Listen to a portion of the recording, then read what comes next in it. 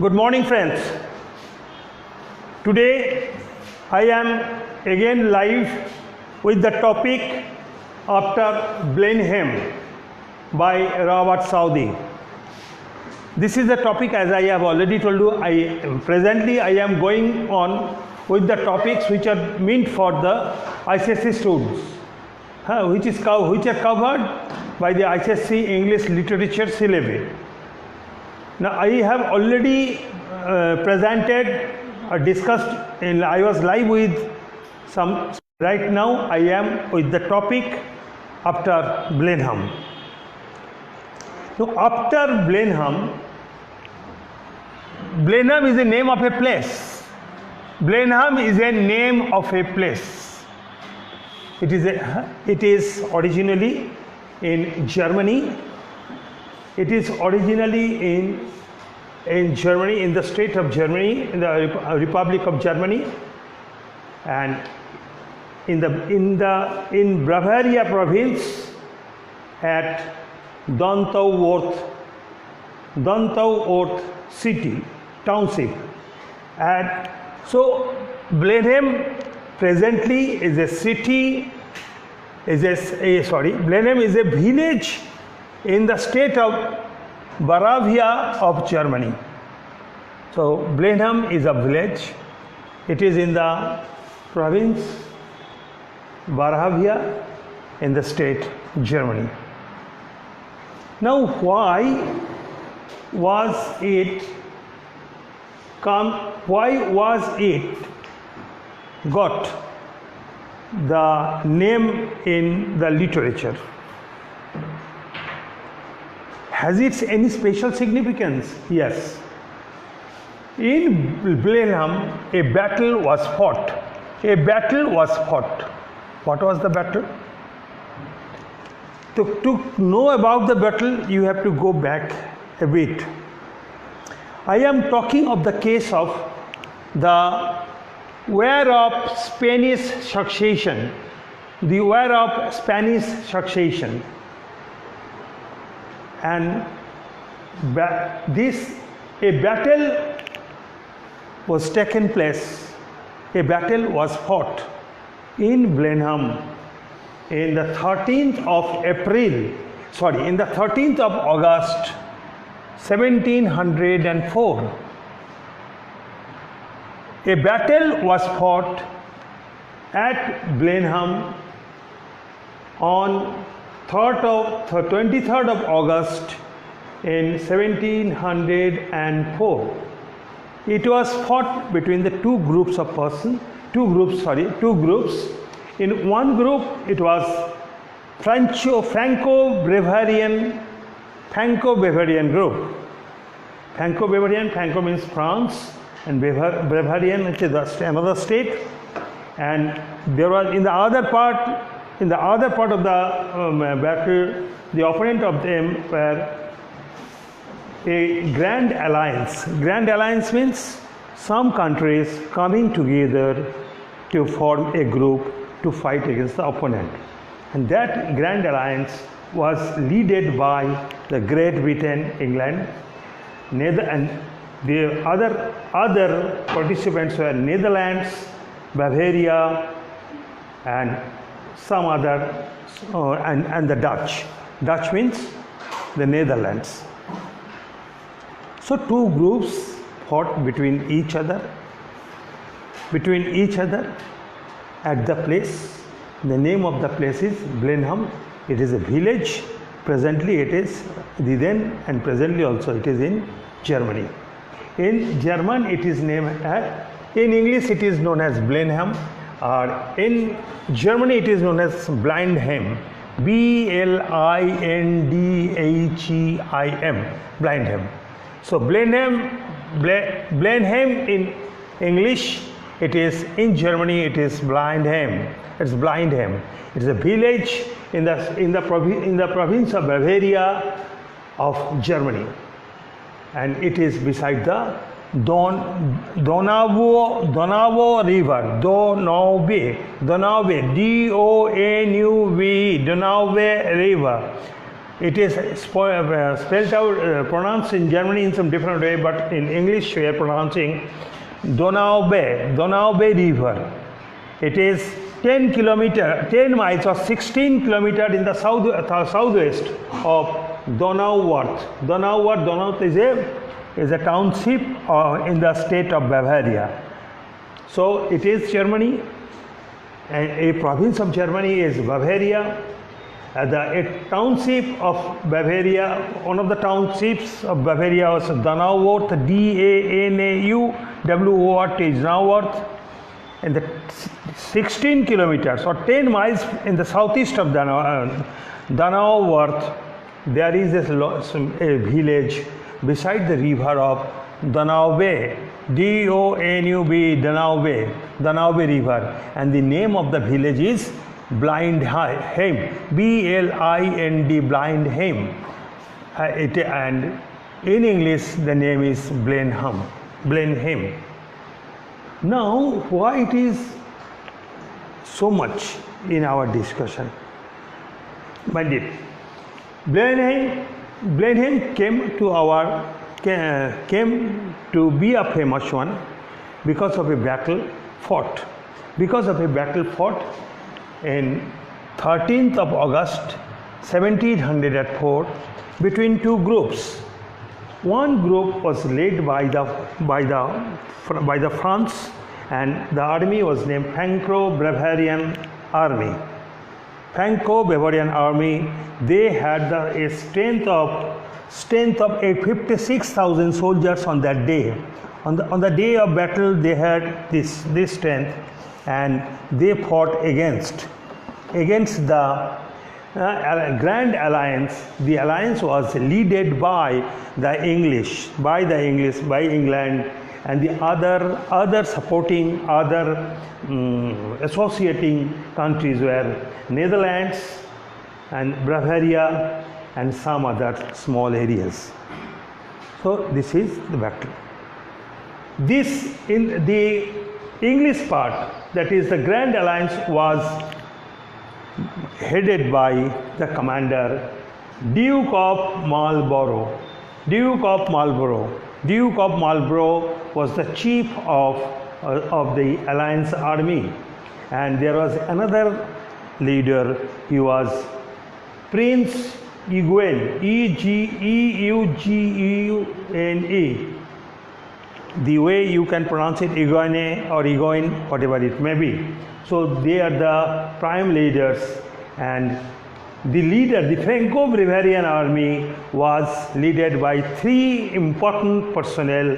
Number one, Duke of Tallard, D-U-K-E-T-A-L-L-A-R-D, Duke of Tallard. Duke of Tallard is known as also the Marshal Kremlin. He was the Duke of Tallard state. Duke is the title given to the prime person over there, that is the king or whatever it may be, or the chancellor, and he was Marshal Kremlin. And the other two important personnel in this fight in that group was Count of Mersin and Maximilian. So there were two groups, one Franco-Bavarian group, and the other group was Grand Alliance. Grand Alliance headed by England, supported by Netherlands, and Bavaria or Savoy, and the French army. They had only the two power, France and Bavaria, and it was a fight over there, and that fight was won by the English, by the Alliance group. They defeated the powerful Franco-Bavarian army in the one-day battle of Blenheim. Understood? Now, this battle is originally, what was the objective of the battle?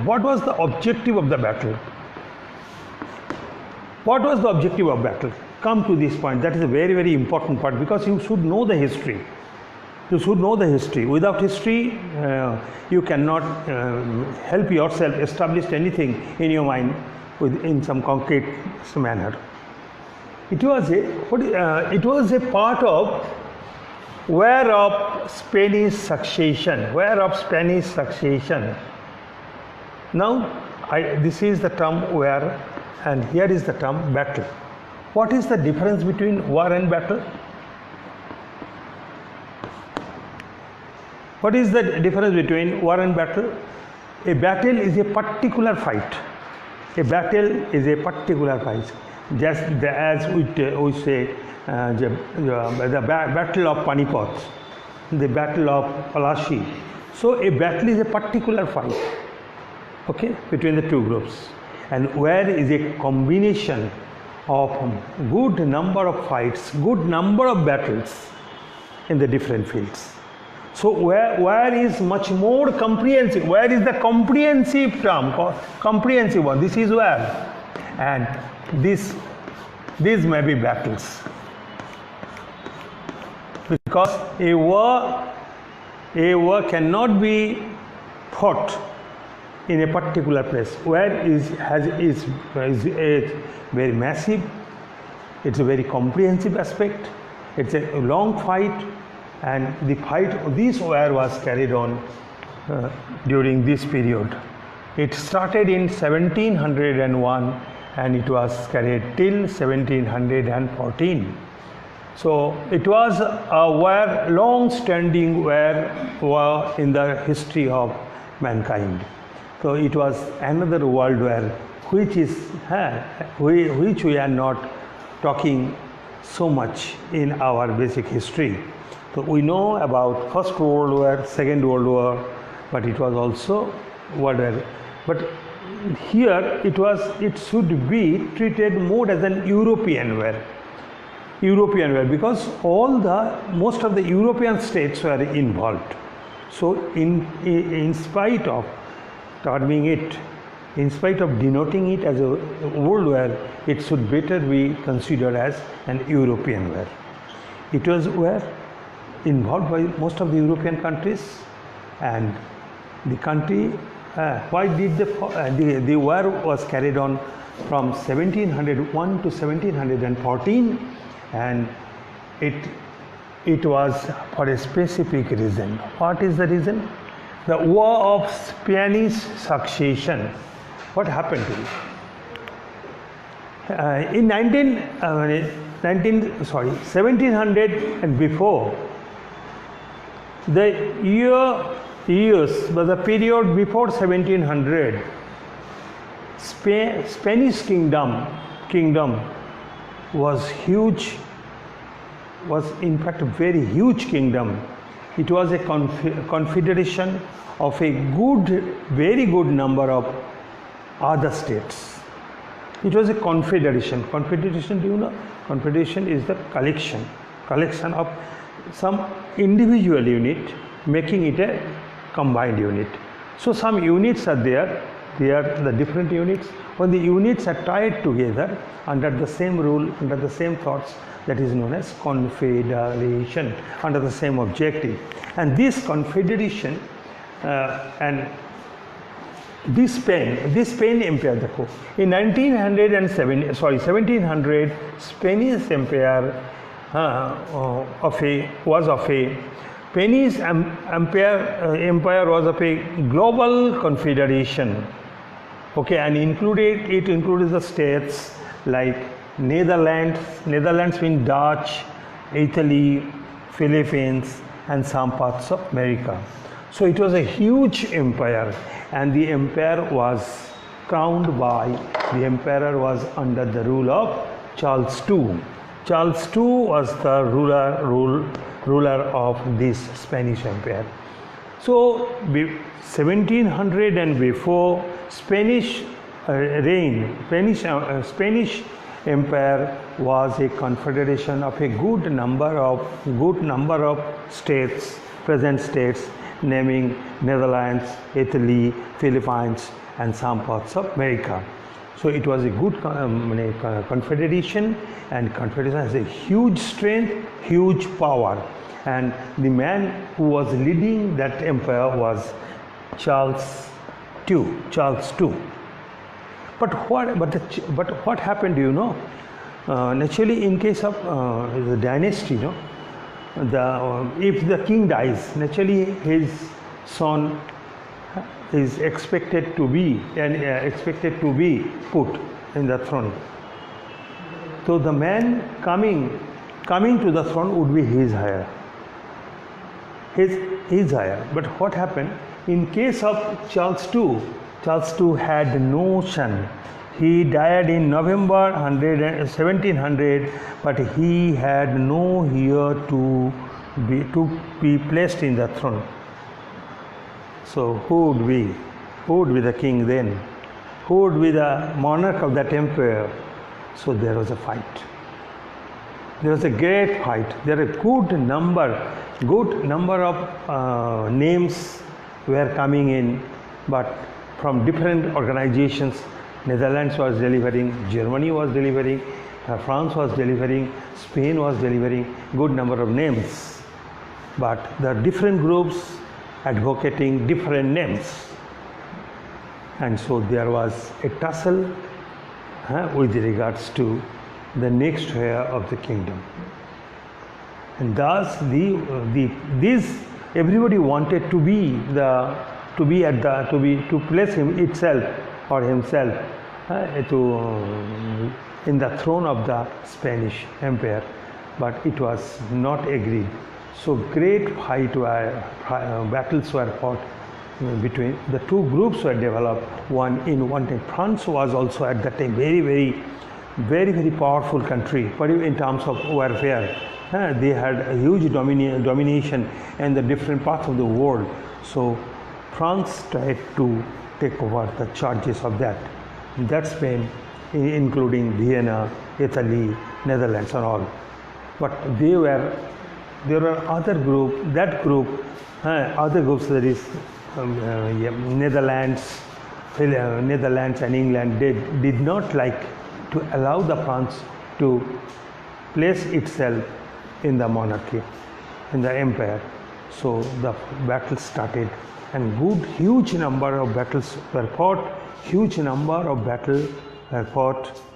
and ultimately it was the Grand Alliance that won the war. Here after Blenheim, the war was won by the Great Alliance, and the war which was carried on for nearly 14 years was also owned by the Grand Alliance. So that is the total history of the war of Spanish succession, war of Blenheim also. Now come to our topic. So I think I have given you the more or less clear picture about the history behind. But that you see, the poem is named not the Battle of Blenheim, but what it is? It is after Blenheim. Had it been the topic, the Battle of Blenheim, then we have to go into the history of the performances, the history of the performance, the history of all the incidents, of all the happenings, of the pros and cons of the battle. But here it is not regarding battle, but what effects were emanated, where effects were developed after the battle. So it is the effect of battle after the battle. Naturally, effects are after, but again it was not the grand effect. I am rubbing this part also, all these things.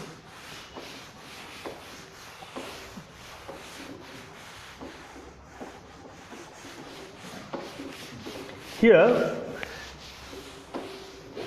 the effects of the battle. One is the battle itself. The effects of the battle. Effects of the battle. Nothing is stated as to the battle, because it is not regarding the Battle of Blenheim. But it was after Blenheim, that is after the, what were the effects of the Battle of Blenheim? Again, it is not of that. So it is not about the battle itself.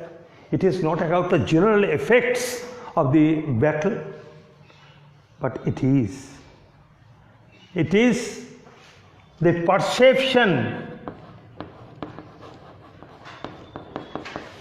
perceptions of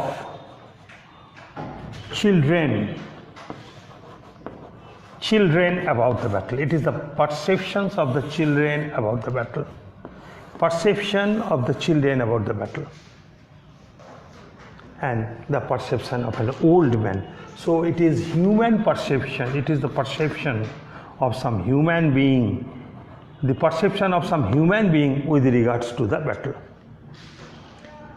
Are you getting it? It is a perception. It was the idea. It was the way some persons, an old man and two children, viewed the battle. While the old man, the poem is characterized by three persons: Caspar, Wilhelmine,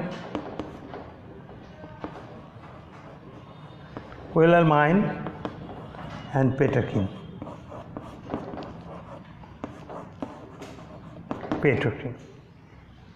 Caspar is an old man. I am coming in the present tense. He has two grandchildren. One, the granddaughter is named Wilhelmine, and the senior to her is Peterkin, the grandson. So these are the three characters. Through this character, the poet has tried to give us, has tried to state his anti-war thoughts. He has presented his anti-war feeling,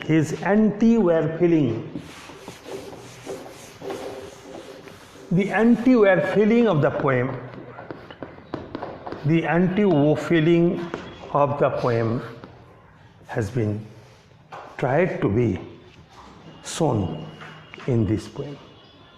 So, what I have told you, it is not the battle itself, the battle which was fought in the village of Blenheim. It is not the general effects of the battle fought in that village, but it is about the story of a old man and his two grandchildren. One is Peterkin and the other one is Wilhelmine. So through their conversation, the poet has tried to show his anti-war attitude. So it is especially the feeling of the author, the emotion and the sentimental of the writer that has been depicted through this poem after Blenheim.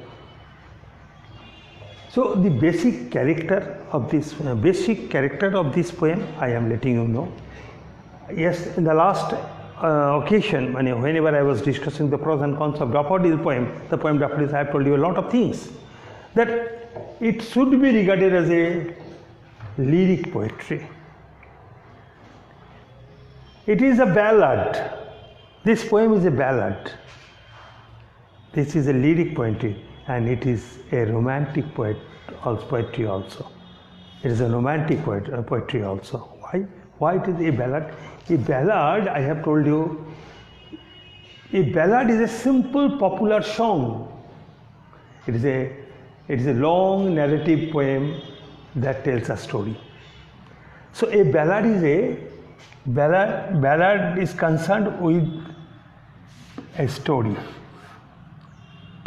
which is basically meant for singing.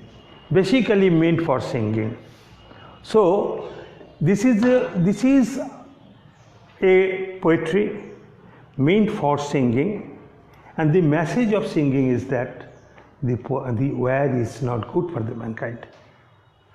So it is the feeling, it is the emotional aspect, it is the visionary aspect, it is the imagination of the person concerned which has developed, which has created this poem, that is after Blenheim. So the poem, it is in ballad. A ballad is a simple popular song. It is a long narrative poem which is that tells a story. So a story is there.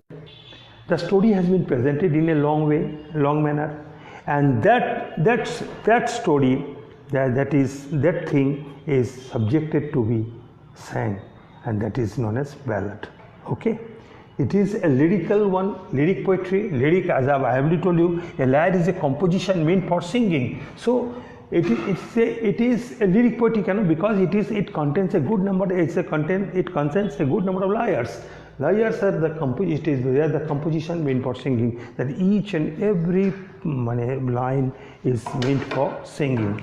Lyric is an expression of a state of mind, perception, single emotion, and feeling of joy. Here it is not the joy, but it is the feeling of sorrow. So joy and sorrow, that is what is especially meant. It is not the feeling of joy only, it is also the feeling of sorrow. So it is a feeling of the man involved. It's man involved, or man concerned. Okay, so this is also, we should be treated as a romantic poet. I have already told you on the last occasion that William Wordsworth is the pioneer of romanticism, as a pioneer of romanticism in English literature. Yesterday, I tried to group the English literature into three parts. One is classicism, and neoclassicism, and the other one is romanticism. The pioneer of romanticism is William Wordsworth, and another person is, I told you that day, it's Robert Southey. He was a romantic poet. A romantic poet is basically a visionary poet, okay, and imaginative. The person, a poet who is visionary, who is imaginative, he is more subjective than objective. Objective means bostugato, relating to material, relating to some tangible, relating to what is happening, okay. But visionary imagination is imagination in the man of the person concerned. Visionary means the way he viewed. So it is a romantic. And in romantic point, we basically concerned with man and nature. Here also we are concerned with the man and the effect of man, the effect of the influence, the effect of man as a result of the battle fought was there. So it was a romantic poet also. It is a romantic poet also. So it is a poet. Here, if you come to, whenever we will go to line by line discussion, whenever we will go with the line by line discussion of the poem, you will see that how these things has been stated. I am telling a minimum discussion of the poem. It was a day, in a nutshell, I am coming to this part. It was a day, it was a summer evening. It was a summer evening. The Caspar, an old man, I have already told you, Blenheim is a village, so he is a man, he is a rustic fellow, he is a farmer. All through the day he has worked and he is very tired right now, and in the evening hours he is sitting, in the afternoon hours rather, he is sitting in front of his door, cottage door. And Wilhelmine, the youngest one in our discussion, in our story, the girl child, she was playing in the meadow. Meadow, do you know? Meadow is a grassland. So she was playing. And a man and a boy, aging 10, 11, he was found to be coming towards them with something round and smooth, and playing with that. So this is the beginning of the poem. Old man Caspar in the summer, sitting in front of his door, a cottage door. Wilhelmine is playing on the grass road, on the meadow. A boy, the boy, another child, he was coming with something round, smooth round. Which he had got which he had got while playing beside the river. I have already told you this village is in the beside the river, Danau.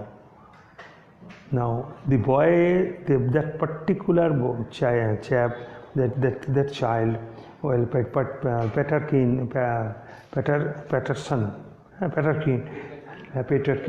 Peterkin had the curiosity. It is not something very common with which he had played so far. It is something new. What was the thing? What was the thing? I have not seen it earlier. I have not got it earlier.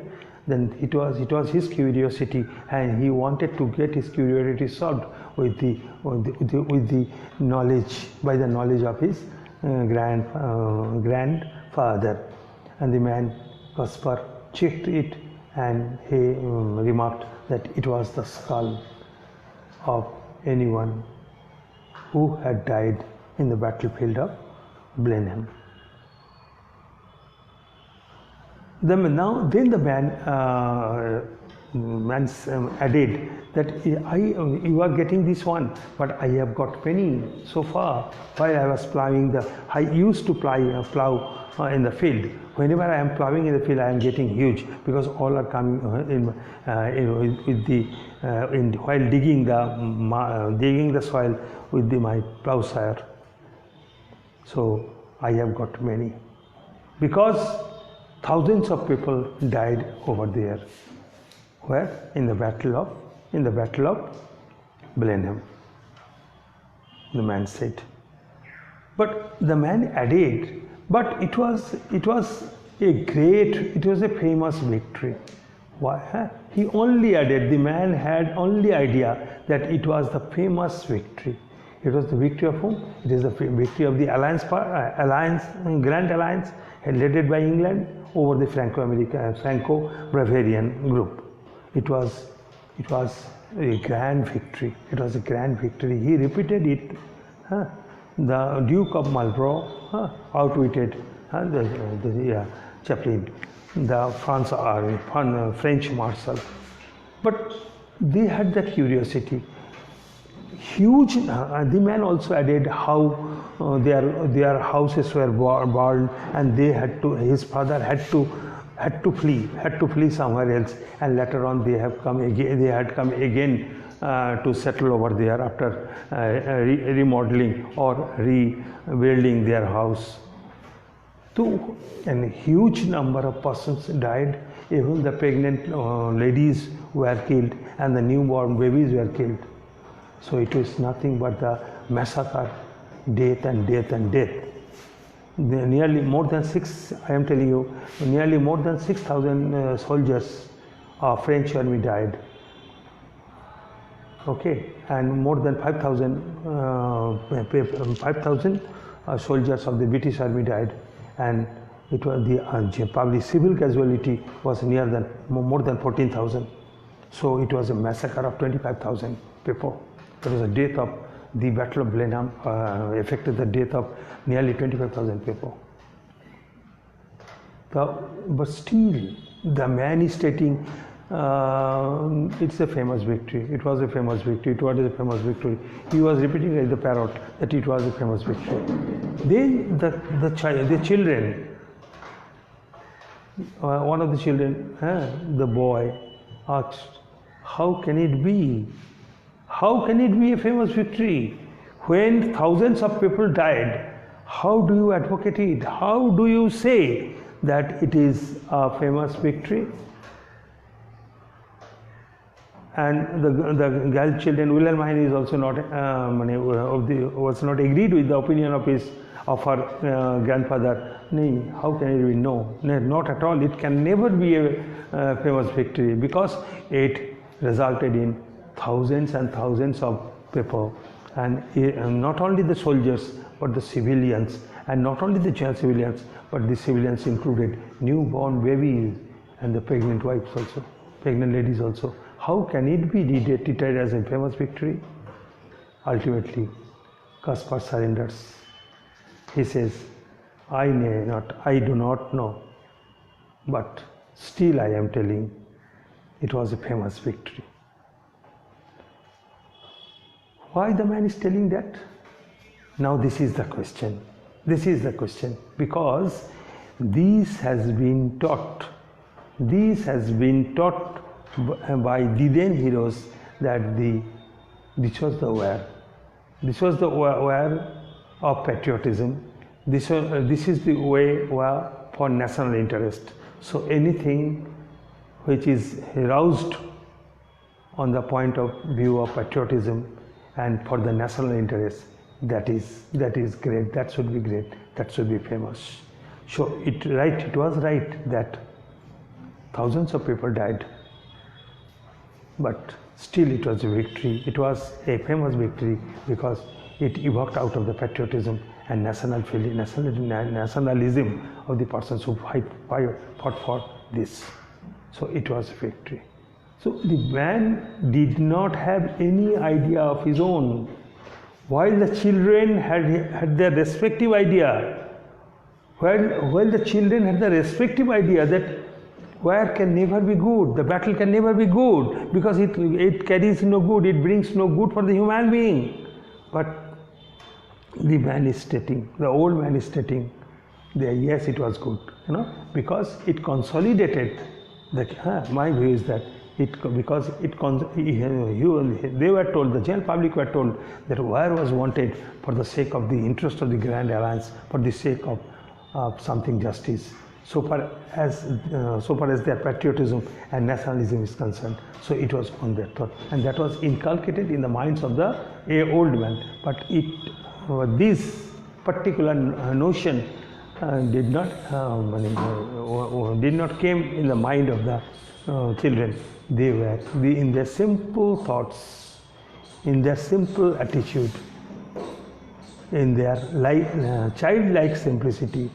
They had expressed their view that war can never be good. So although you are to consider it as the famous victory, it was not a good thing. So this is the words of Robert Southey through the mouth of these two children. Okay, so this man is regarded as and this poem is known as anti-war poem, and this man is regarded as a man having the anti-war attitude. He is also, this is his famous